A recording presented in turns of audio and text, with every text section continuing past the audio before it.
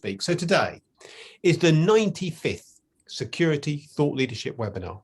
And those of you who join us regularly will know we're here every Tuesday and Thursday since the pandemic started at this time, where we examine a topic of central importance to the security world. And the idea of thought leadership is not to try and solve issues, but to generate thinking about them. And by doing that, by critiquing, by analysing, by tearing them apart, what we hope to do is think critically today in order to get a better type of security tomorrow. And today is a topic that has attracted a lot of attention, this webinar, I have to say. And it's the role of security consultancy, thinking about the new normal. And one of the big attractions, I think, of this topic is that by speaking to the world of consultancy, we get insights into the sorts of things being advised and the sorts of things going on in companies. And so we get insights on the broader security world.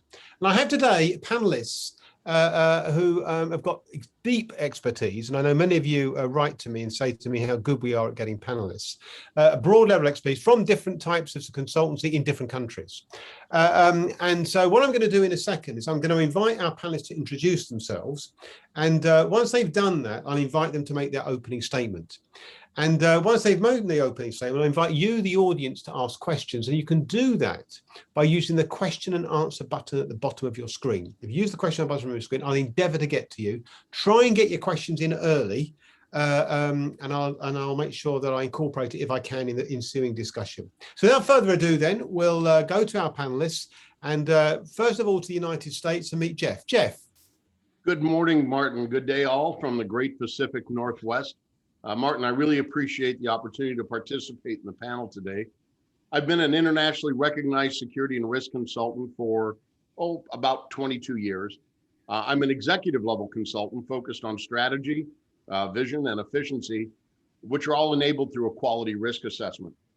I look forward to engaging with my fellow panelists on a great subject.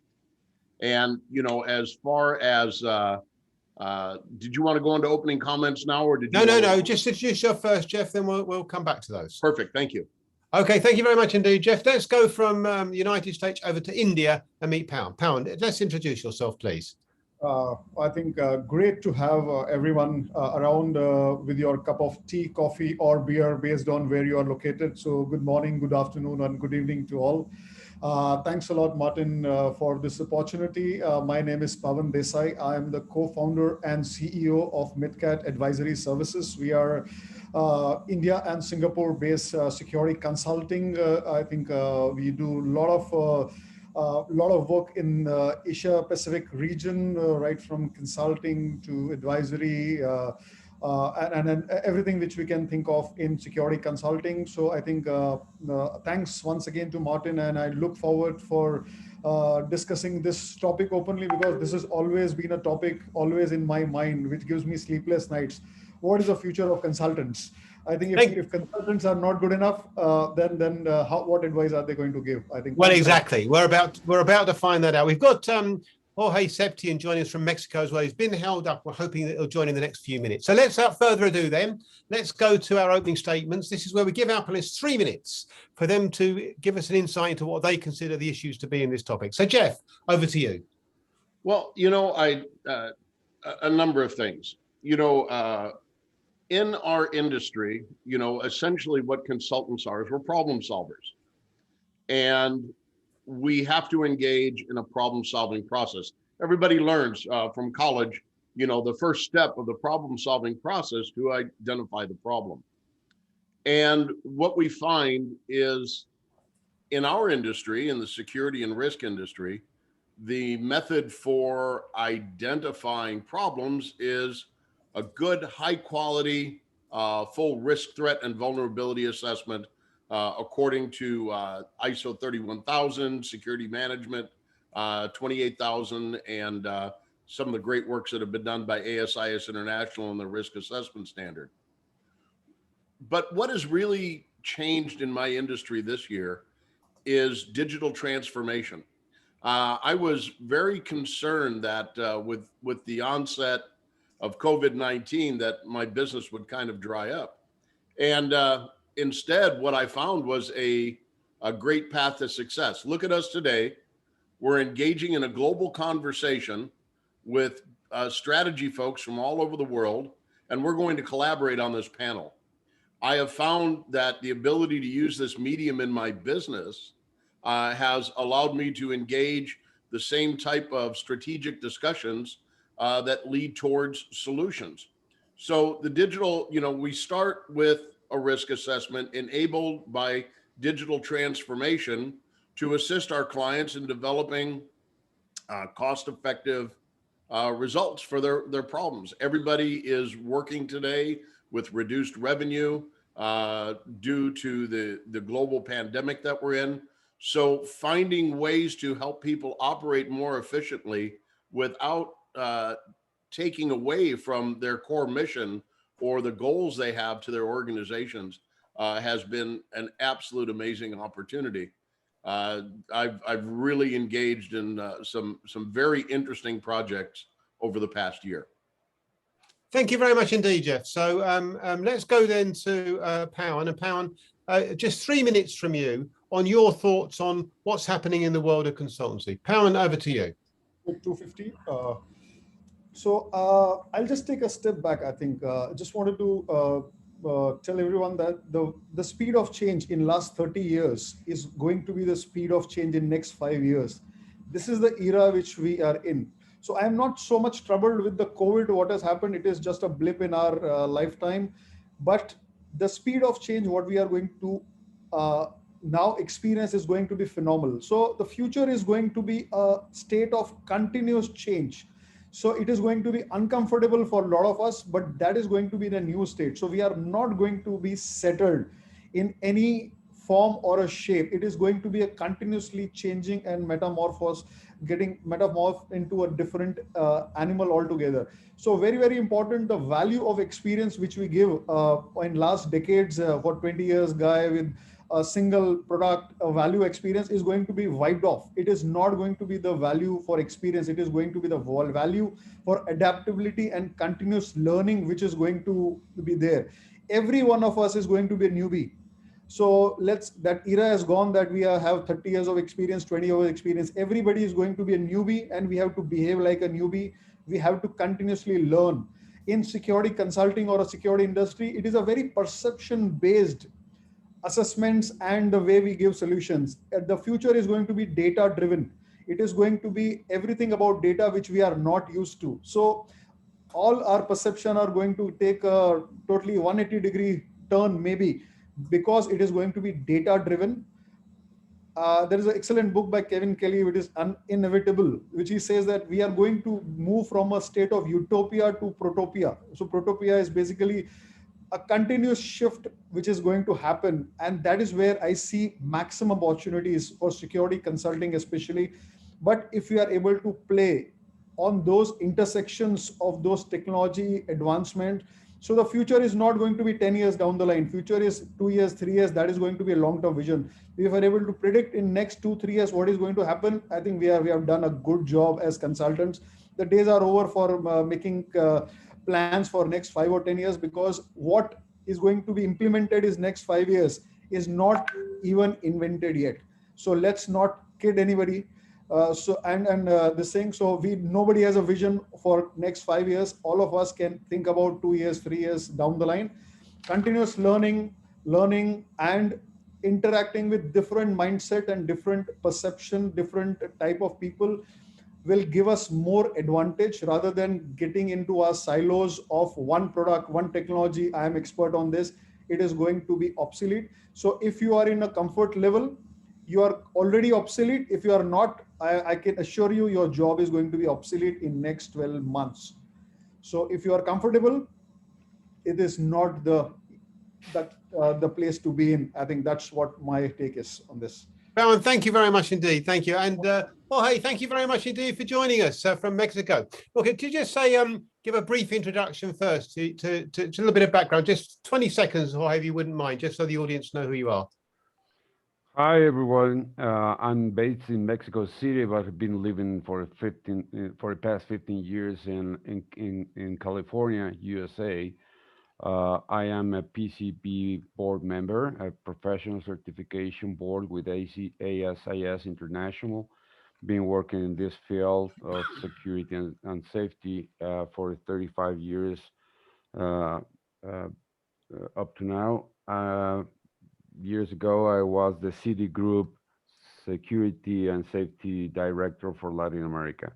Today, I am the president of a large group in Mexico and South America. Thank you very much indeed. And Jorge, thank you very much indeed for joining us. Can you just give us your thoughts, just up to 3 minutes, just your thoughts on what's happening in the world of consultancy and where it's going? Over to you. Well, first of all, we need to realize that we are human beings as all of the other people around us. And we need to be one step ahead about just knowing what's happening really, what's possible to be done and what's not. Unfortunately, this pandemic has just stopped everyone inside the house. And for the consultancy issues, we have suffered as well as stop, especially in large corporations who have just sent all the people to the houses in order to be working there. Here in Latin America, it's not a different scenario. Everything is just coming back to normality. But first of all, we are better aware of what's happening. We're better aware of what's need to be done and what's not to be done.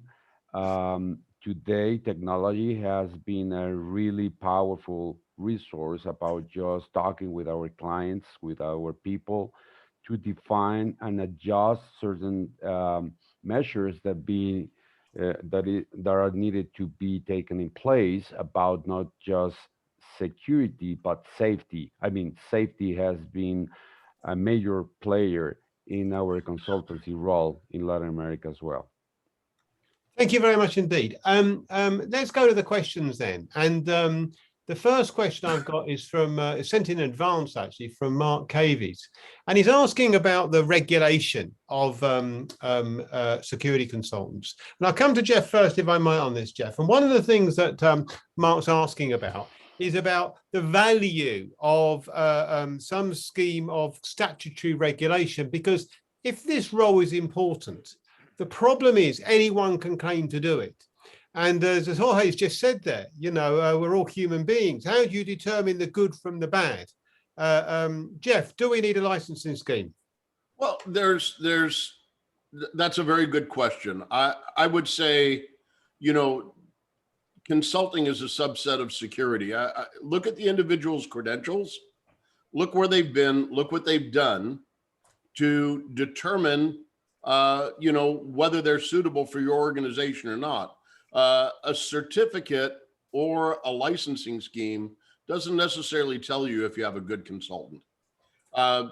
You know, my clients ask me, I'm happy to share referrals from my existing clients and past clients. I'm happy to send information.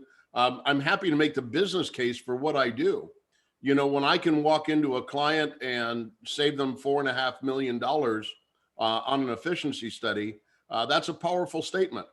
You know, and their investment in my time is under $50,000 for a $4.5 million savings. And, you know, and I think that's a compelling business case.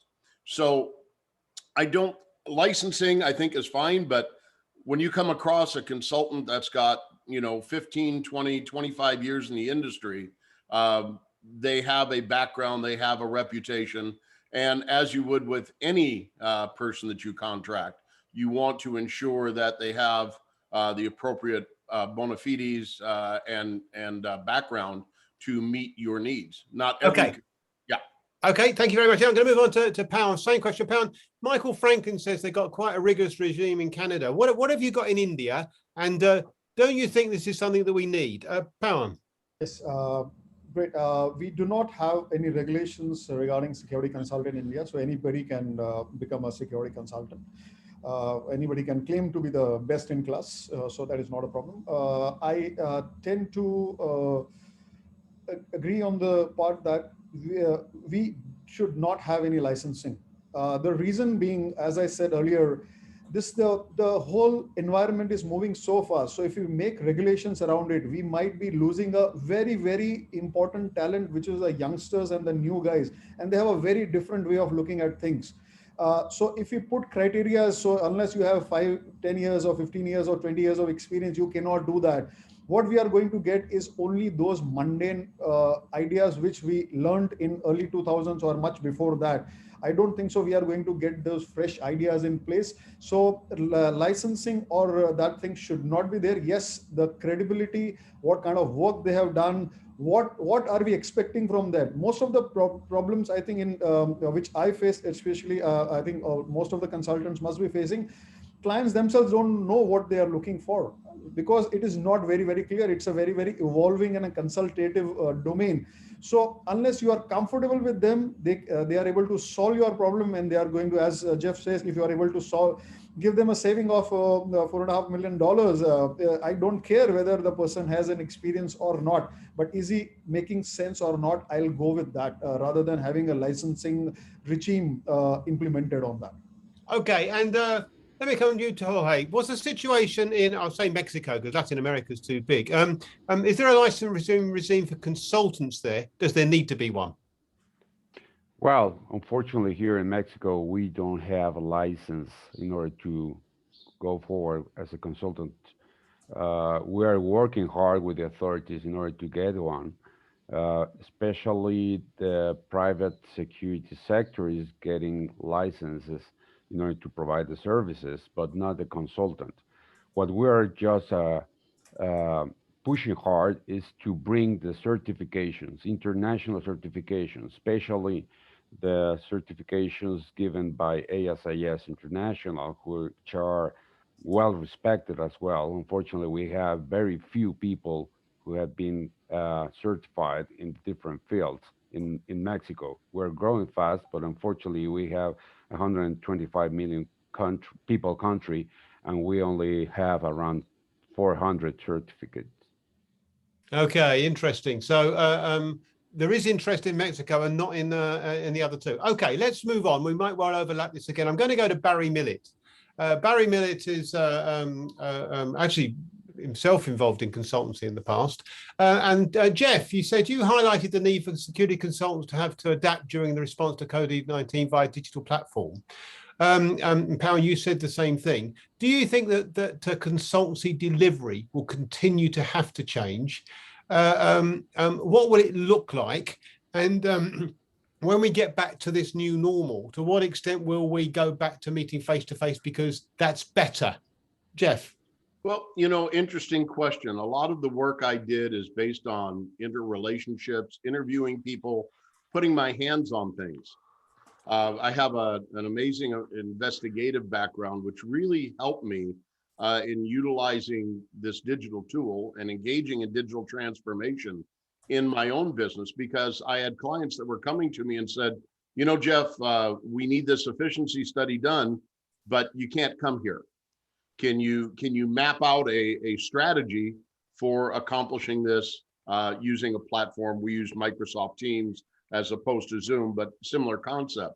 And it took me about a week to develop a strategy, but I have now since used that strategy on 4 or 5 different projects. Now, as we return to our new normal, there are certain efficiencies that can be gained by using a digital platform. But there are times that are going to require a site visit. And I think what we're going to see as we move forward is a melded construct. You know, we're always looking at ways to be more efficient and more cost effective in what we do. And I think platforms like Zoom and Teams and others, and the ability to engage with folks in this medium, what this is going to do is cut down the time I need to spend at a client site, because a lot of the pre-work and the footwork can be done beforehand utilizing digital media. So, you know, there's no going back from this, and I think we're finding this in a number of areas, but this is not going to be a detractor to what I do. This is going to be a cost-effective enhancement to the way I do my business. Okay. So let's go to Jorge now. Jorge, same question to you. I mean, the question is from Barry about the way in which consultancy might change as we go forward. Having had experience now of working in this way, do you think either COVID-19 or the experience of COVID-19 will lead to a different type of consultancy going forward? Jorge. Well, I think we need to adapt. We need to adjust to the present times in order to just be more efficient about the way we provide our services. Consultancy goes with technology, with it deals basically with knowledge, with practice, with certifications, with a lot of different issues that gives or provides confidence to our clients. But most of all, deals with logics and the way things should be approached, and technology and the way we deal with the consultancy services need to be more effective, need to be more, be given faster. And I think we need to be that way. Okay, I mean, from your point of view, Jorge, are you seeing in any way a demand from clients that for a different type of approach? I mean, are you expecting that basically it's going to be the same thing in a post-COVID-19 environment? Or are you saying, wait a minute, we've done without you visiting us and charging us a lot of money per day to do this now. You can do a lot more from home, and that's what we'll expect. Well, what we have been thinking about this is that unfortunately, because the COVID and because the pandemic, criminals are just thinking differently. I mean, threats are just changing rapidly. We have more threats. We have, more aggressive threats, especially about just the digital world. And the consultants need to be one step ahead of everything. I mean, need to be learning fast. I mean, just studying faster, just understanding what's happening, just be better prepared about just approaching the clients. I don't think the old traditional way of approach should be working the same way, as the threats are just moving faster than before. So here, as an example, in Latin America, we have more extortion cases that are coming through digital world, or just telephones, or just WhatsApps and Facebooks and whatever. We have less kidnappings, but we have more of this type of aggressions that are just keeping data just encrypted and just being affected by the criminal. So a consultant needs to be approaching these new kind of threats and to be more efficient for providing a good service. Okay, thank you very much indeed. Pam, let me come to you and add a comment made by Michael Gibbs, who's a former panelist, actually, Pam. And he makes the point that we've been hearing from chief CSOs that they'd rather have a business person than a security person. And numbers have done research. And increasingly, there is this view, you've got to be very business oriented. How is the role of consultant reflecting that change, or is it? Pam. I think a great question by Michael. I think security is the only domain, I think in most of the business domains, which doesn't take decision based on numbers, because we do not have any dashboard as a CSO dashboard to take decisions on. And that's one of the biggest reason why most of the decisions are perception based. And that is where the question, I think, question itself is a very relevant in this case, that yes, we are enablers of a business. Ultimately, if business is there, then our role exists as CSOs. Otherwise, there is nothing which exists for us. So if you are not aligned to business, and if you are not running the same sheets and having an ROI based on those changes which are happening, we are not going to get effective. And that is where the questions gets asked for most of the boardrooms when we speak with a lot of global CSOs, that if no incident has happened, that means have you done a good job? Or if incident happened and if you manage it, have you done it well? Most of the people do not have answer, because it is not a data driven. That's why business guys, once we have more matrices to manage and what we are doing it, I think that is what is going to change the perception, and a lot of different aspects are going to evolve once we start believing or relying our security based on data, not on perception. Yeah, interesting. Let me come with the same question from you, Jeff, if I might, from this. It's an interesting point, isn't it, about the extent to which one can get by on just security knowledge, which, what's your thought on that? Well, I don't think you can get by just on security knowledge. And I've been an advocate of this for many years, not just in consultants, but in security leaders in general. We need to have a knowledge of business. I can talk security with anybody here all day long. But when I have to make a business case for a new security system, a business case for increased staffing, a business case for a new way of doing business, I have to be able to make that business case to the COO, to the CFO, and to the CEO. And they don't speak security. They only speak business. So, across the board within the security industry, we have to have a knowledge of business. Fortunately, that's what my education is in, with a significant background in engineering. So that allows me to bring the project management piece to this as well. And it's important. I mean, we look at ESRM, Enterprise Security Risk Management. The whole focus of enterprise security risk management is the intersection of business and security, and how we promote security into the C-suite. Okay, thank you very much indeed. We're going to overlap this again in a minute, I think, but let's just move on, because I want to get another question in, which sort of does overlap it. Actually, I'm going to come to you first, Pawan, on this one. And it's a good one, actually. It comes from Peter Herweg. And one of the issues that's troubling people about there is how we change the perception of the corporate world with regards to security. And I think it's the right thing to ask you consultants who work across the board here, because it's a massive, massive issue, this perception issue that underpins. Pawan, I'll come to Jorge afterwards. Pawan first, what's your thoughts on this? How we go about it is Peter's question. Yeah, I think I totally, I'll add on to what Jeff said. We have to start talking business language. So it is, so a lot of people ask, suddenly security people had become very, very important during COVID. So it is not that security people have become important. Basically the language changed, and the security team started using their data, the way they are operating, more aligned towards business, and business started seeing a value in that. So it is just that we have to start aligning towards business and start speaking that language. This has been spoken umpteen number of times across the globe. But I think this is very, very important. Unless we start speaking business language, we make business cases which are business relevant. We can't go and ask for a budget where there are cuts happening across the corner. We have to have an ROI on where we are spending and why we are spending. We cannot say because it used to happen that way, that's why we should continue doing the same way. I think the ROI models are not evolved yet in security industry, and that is the biggest role which consultant needs to play, because they have to take a lead in this. As I think Jeff says, ESRM.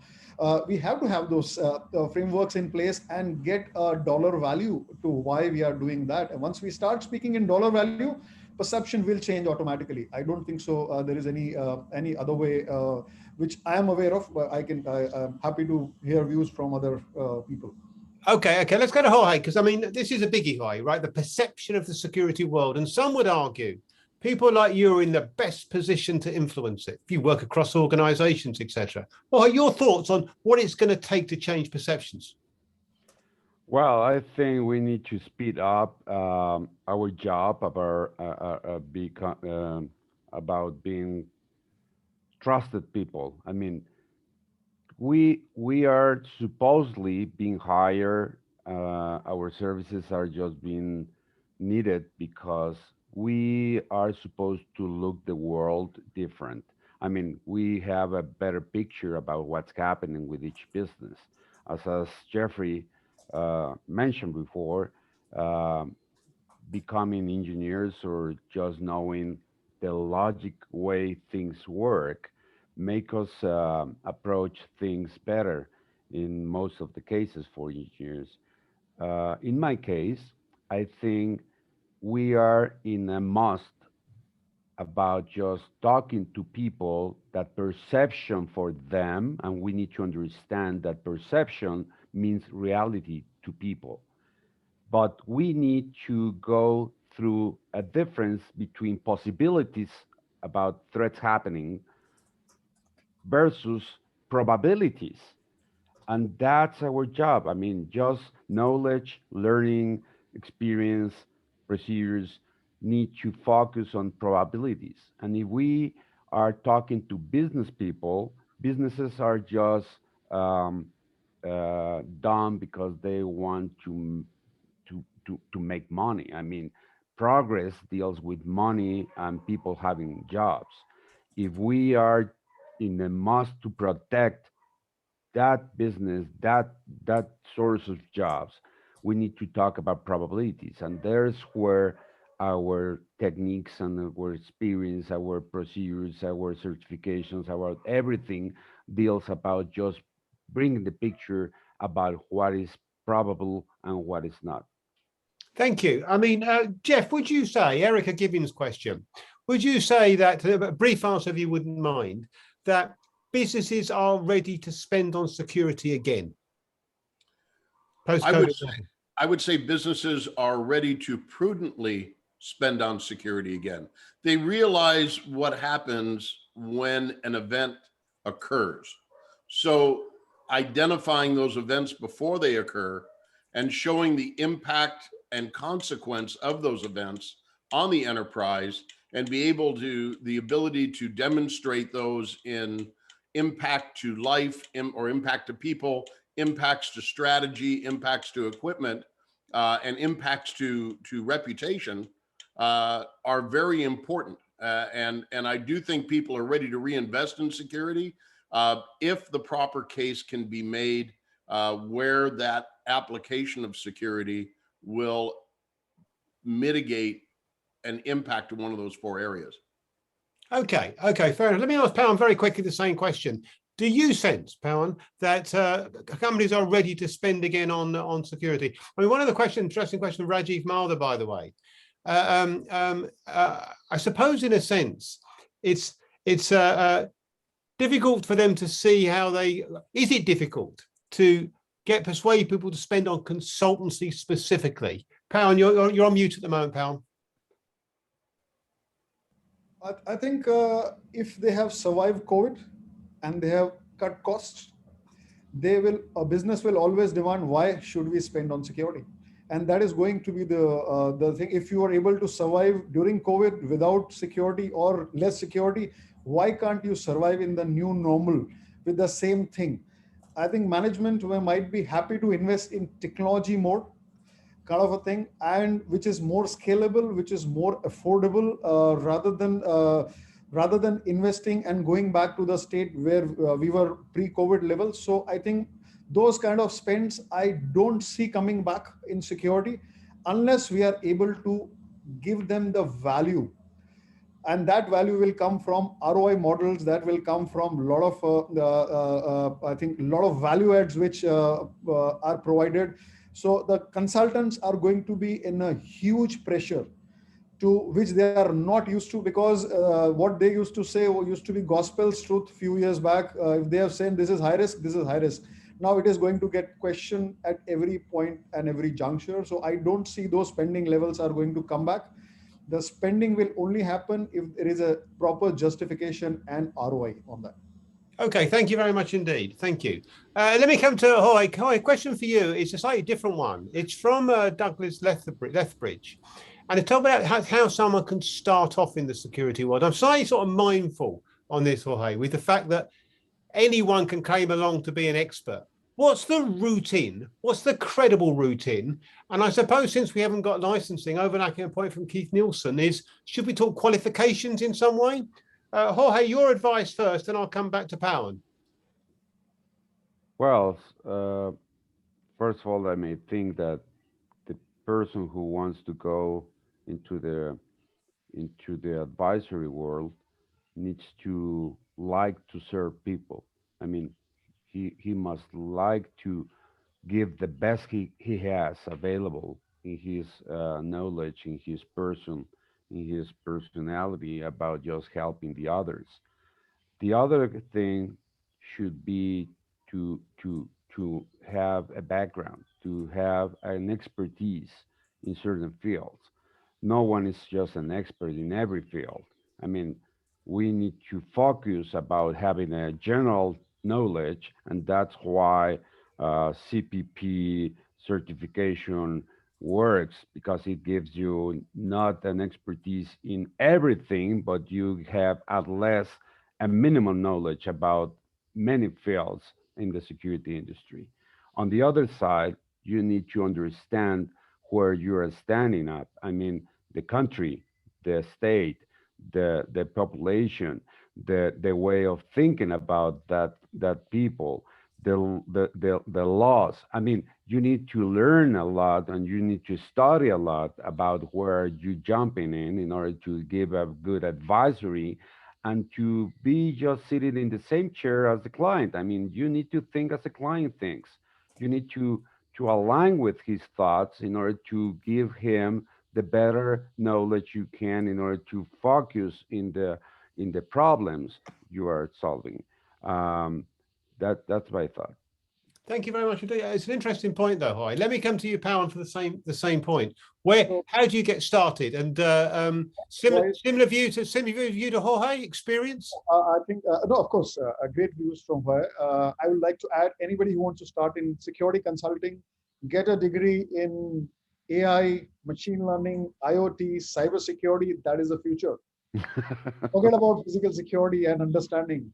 You have to have a minimum knowledge, but if you do not have these new skills, you are going to be obsolete.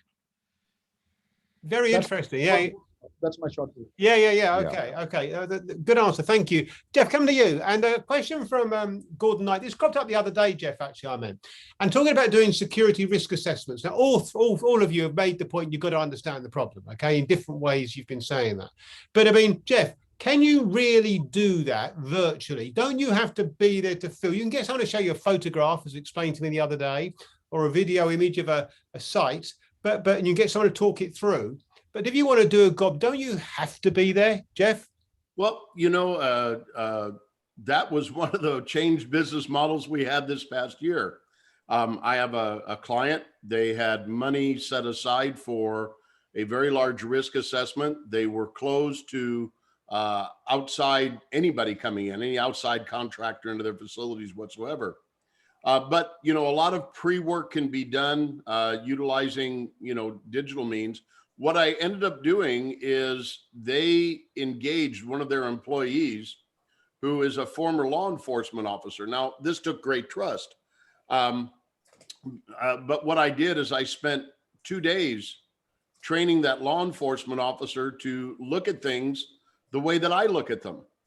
And then we engaged on a FaceTime call, and then eventually by Microsoft Teams. And while that individual walked around the facility and looked at things that I would look at, we also went through some of the past assessments and issues we had found at other facilities. So this individual had a roadmap on the way I work and what we would do if I were there. And as we walked through, I pointed out things, we made notes, and it was a collaborative effort. First time I had ever done a virtual risk assessment, but I was very fortunate to have an individual that had the baseline knowledge of the facility, was willing to learn, and the assurance from the client that I wasn't training my replacement. Yeah. So, but, the client essentially said, no, we've got plenty of other things for him to do, and we like what you do, but this is how we have to accomplish it this time. So that was how I engaged it. Thanks very much indeed. I'm going to move on. So I want to bring Pawan, I want to bring Jorge on this one because it's a biggie. Just to get the point then. So Michael Franklin is asking about whether you can really get a feel. Gordon Knight is asking about how risk assessments might change. And just to give you an insight, Dan Ling has been saying, look, all these years we've been told that people are the biggest asset of the company, and they're not there anymore. They're working from home, and they're not even going to come back en masse. They're going to work from home part-time. Poyan first and Jorge second. Hasn't this changed the game dramatically? Poyan first. Absolutely dramatically. I think it changes the whole perception. I think what we have seen is, let's not benchmark the technology progress which is happening today with what is going to happen in future. We are at a tip of the iceberg. I think the things which are going to change in future is phenomenally different. So I think virtual risk assessment, when I think I'll say only two things which I see in future. When a heart transplant can happen by a doctor remotely, I think risk assessment happening is no big deal. And then there's a future, there's a white paper I'll say which says that we in next 5 to 10 years down the line, we may have actual relationships with robots. When we can have actual relationship, I think having a physical security remotely is a very, very small thing. I think it is inevitable. It is going to happen, and the risk perception totally changes because now people don't no more exist. So the risk which were there because of the people has changed drastically. So I think, and it is going to be very, very evolving, dynamic. So it can totally happen virtually with AI, VR and AR happening. We can actually get the feel also of a location. I don't think so it is going to be, we can sit in a beaches of Bahama and actually do a risk assessment of an oil and gas establishment in Kuwait, getting the same feel. I think it is not it is going to be a very near future, not far-fetched. Okay, thank you very much indeed. Listen, we could go, we're running out of time, and I want to get a final question to all three of you.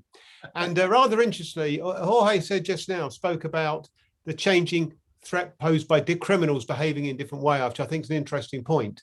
Eddie Dihas, I hope I pronounced that right, Galiunas, I'm sorry if I haven't, it's shameful I haven't, but he's asked about what you see as the top threats that are emerging in this new normal or post-COVID-19 world. So I'm just going to ask you, for each of you, just 20 seconds, if you wouldn't mind, just to highlight what you see as the key threats. Well, Jorge, you've already mentioned the fact that we're moving away from kidnapping to extortion. What are the, just 20 seconds, if you wouldn't mind, Jorge, we're running out of time, the key threats you see emerging, new ones? Well, I think criminals are just going more digital. I think we need to be better protected against the criminal digital world and the threats that we're facing through extortions and affecting the computers and data centers. Unfortunately, this deals with accepting that threats are present, that they may be more aggressive, and we need to work harder about just telling our people and the employees about just be in the same channel with us.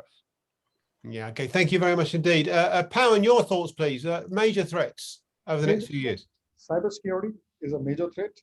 The risk coming through IoT devices, we have not even experienced yet. I think the first killing through IoT device is just around the corner, and it is going to be the new normal. Why should I risk myself when I can actually hack into an IoT device and kill somebody? That might be an autonomous car. It might be maybe changing the configuration of a factory. So IoT security risk is going to be the biggest and most brutal in future. Thank you very much indeed, Powan. And Jeff, final comment to you then, please. What you see as the major threats going forward? I think the physical security of the logical system. A lot of what we think are hacks really are poor cyber hygiene. So compliance within organizations, business versus personal devices in the workplace, having the proper VPN channels for people that are working remotely, educating employees to phishing and spoofing and different exploits that are used will significantly decrease threats that have been occurring. I mean, literally multi-million-dollar threats because somebody clicked on the wrong link in an email, brought a thumb drive from home and plugged it into the workplace. Workplaces that didn't invest in providing their employees with computers, an employee was working on a home computer that was infected. I mean, there's just all kinds of horror stories out there. So cyber hygiene. Thank you very much indeed. Listen, we've run out of time. Thank you so much, panel, for your insightful. That was a fascinating discussion, I have to say. I really enjoyed that. We'll be returning to these issues. And interestingly, the panel should mention, particularly Jorge mentioned there about different types of criminal threats. In a couple of weeks' time, we have our 100th webinar, where I've got 2 ex-offenders coming in to talk about how they get round systems and why they think crime is easy and why they've got doubts about the effectiveness of security, even though they've sometimes been caught. So that's in a couple of weeks' time. Look out for that. So thank you very much indeed, panel. Thank you, the audience, for the questions. Very quick final points from me, if you wouldn't mind, just to remind you that the OSPA's nominations are open in South Africa, Kenya and Romania, and will open in other countries soon. So please make sure you keep abreast of who's opening the nominations. And to remind you, we're back on Thursday, same time, when the topic is tackling modern slavery. Whose responsibility is it? And there's a panel talking about new threats. There's a very traditional threat, which is reappearing in different guises. It's really serious, really, really much worse and more serious than I thought. We've got a webinar this time next Thursday. So once again, thank you very much indeed to the panel. Don't forget, a copy of the webinar will be available on the website tomorrow, along with a blog about what these men have been saying. Thank you to you, the audience, for the questions. I'm sorry we couldn't get through everyone. There's just too many questions. But thank you very much indeed for that. Thank you to Christine and Hannah in the background for all the work they put in. Until we see you again, and I hope it's on Thursday at 3:30, wherever you are in the world, stay safe.